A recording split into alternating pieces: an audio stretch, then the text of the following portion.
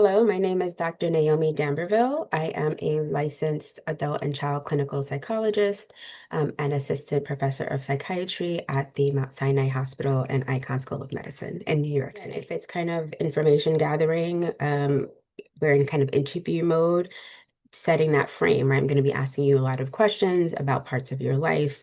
I like to just introduce the topic. So, if I'm asking about symptoms, if I'm asking about family support and relationships, I kind of just frame that. Like, I want to understand how you view support. I want to understand what role growing up in, a rural area, right? And moving to an urban area like New York City kind of plays a role.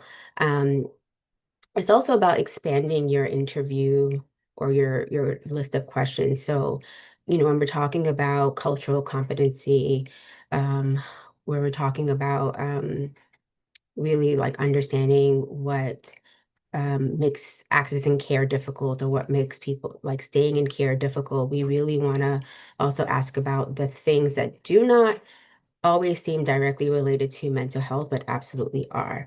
And so someone might be in your room with, symptoms of depression, and low mood, and really struggling to get out of bed. But if we don't ask about, hey, how's it going at work? How are you able to pay your bills?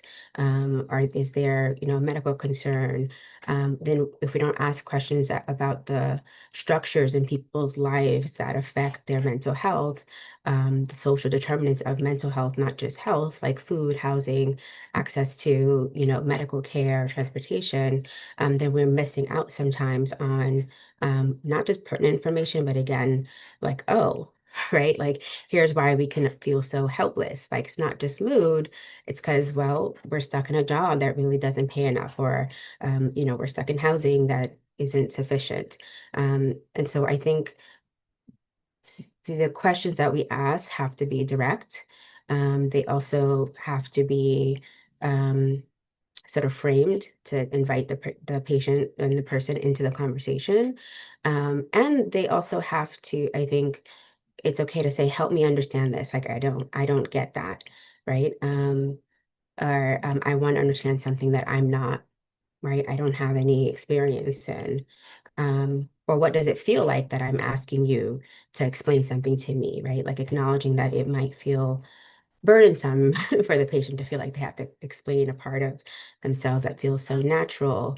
Um, but if we don't do that work as a clinician in the relationship, then we're kind of doing a disservice, I think, to our patients. To ask about them and to understand that they exist.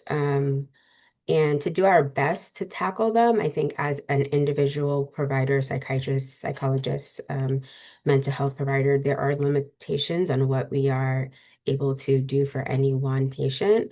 But luckily, right, when you work within a clinic or a system, thankfully, for example, at Mount Sinai, using the resources that are embedded in the system. So, referring patients to care coordination, referring them to community resources, making those referrals, helping them see that they're here. A lot of people, you might offer a resource that they didn't even know existed, right? Something like, oh, we have people who really can help you navigate like the school system.